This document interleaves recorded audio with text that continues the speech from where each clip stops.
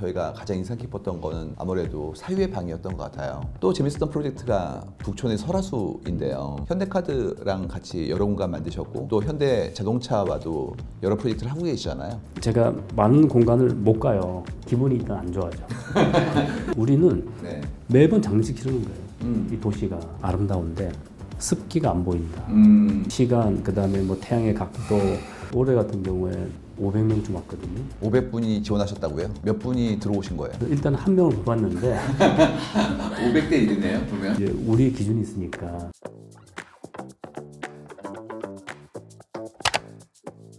최 소장님은 공부하는 건축가 선생님 중에서 가장 만나기 어려운 분이에요. 사실 소장님을 업계의 네임드로 모시기에는 소장님은 대중인지도 많으신 분이라서 그래도 이제 최근 작업하셨던 것도 좀 여쭤보고 싶고 지금 작업의 변화에 대한 것도 좀 여쭤보고 싶어서 청했습니다. 저희가 가장 인상 깊었던 거는 아무래도 사유의 방이었던 것 같아요. 사유의 방은 국립중앙박물관에 들어가는 작품인데 방가사유상이 제일 중요한 국보예요. 이 두 점을 대중한테 가깝게 보여주는 게 목적이었고 유리관을 씌우지 않고 가까이서 정면이랑 뒷면도 볼 수 있는 이제 그런 장소를 원하셨고 그거를 저희가 잘 푼 거죠. 저는 옛날 사람이니까 소풍 한참 줄을 서가지고 많은 유물들을 봤던 기억 이런 것들이 많았거든요. 근데 사유의 방은 그렇지가 않고 방 자체가 하나의 목적지가 되어 유물과 나와의 관계에 대한 것들을 돌아볼 수 있을 만큼의 여유를 주었던 것 같아요. 완전히 다른 방식의 어떤 경험을 주셨는데 정말 트렌디한 팝업보다 더 우리에게 더 새로운 감각을 주었기 때문에 있는 것에 대한 재발견 만들어 주신 것 같아요. 결국 그 공간이 하나의 컨텐츠가 될 수 있도록 만들어 주신 거거든요. 시간이라는 게 여러 차원이잖아요. 사실은 그 유물이 1500년 전 거거든요. 네. 영원한 시간대를 가지고 있는 굉장히 네. 특별한 거예요. 그래서 그거를 현 시간대에 우리가 어떻게 접할 거냐를 접점을 만들어 준다고 하는 것은 굉장히 중요한 일이라고 생각합니다. 흥미로워요. 그러니까 타임리스한 가치를 가지고 있는 그런 대상이 있는데 그것에 대한 해석은 이 시대의 사람들이 또 얻어가는 것이죠. 근데 그 해석의 어떤 큰 의미의 증강이라든지 관점 같은 것들을 공간이 배가시켜줬다고 말씀해 주시는 것 같아요. 그 과정이 쉽지 않았을 것 같은데요. 방가사유상 크기가 얼마나인지 아세요? 어느 정도죠?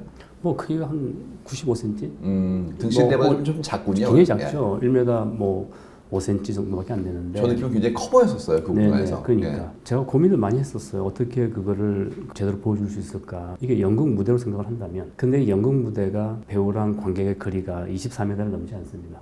그 넘어가면은 배우가 현실성이 없어져요. 입구에 들었을 적에 방가사회상의 그 거리가 24m 정도 확보돼야 되겠다. 표정을 느낄 수 있는. 네. 또 하나는 건축물을 볼 적에 면에 익숙해요. 근데 원래 그 이 공간이라고 하는 것은 이 면이 중요한 것이 아니라 사람의 몸이 자연스럽게 움직이는 율동이 되게 중요한 거거든요. 그러니까 면은 시각적인 속임수예요. 서양의 그림들이 투시업으로 많이 그려져 있었잖아요. 네. 그거를 사람 몸 중심으로 만들려고 하는 생각이 있었어요. 루브르 박물관에는 모나리자가 있잖아요. 네. 우리 방가사유상은 한국의 대표적인 그 공간을 만들어야 되기 때문에 동양적인 사유가 들어갈 수 있는 공간 만드는 게 주 목적이었어요. 두 불상에 초점이 맞지 않습니다. 두 불상도 살짝 삐뚤어져 있어요.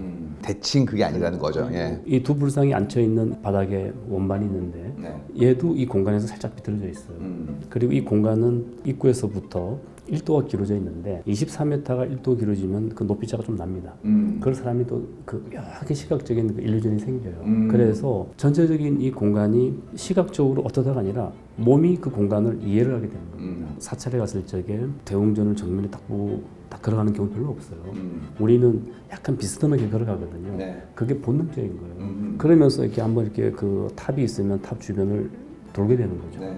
그 몸이 반응하는 겁니다. 그래서 시각적인 우세에서 몸이 움직이는 것이 아니라 이 공간 전체가 몸을 돌게 만들어서 자연스럽게 그 공간에 흐름이 생기는 거, 뭐 그런 것들이 다 의도된 거라고 볼 수가 있어요. 사무소를 시작하신 지가 한국에서 2000년에 시작하셔서 25년 되셨잖아요. 그 과정에서 어떤 부분이 좀 어려우셨고 어떤 부분이 굉장히 좀 흥미로우셨는지 좀 여쭤보고 싶었어요.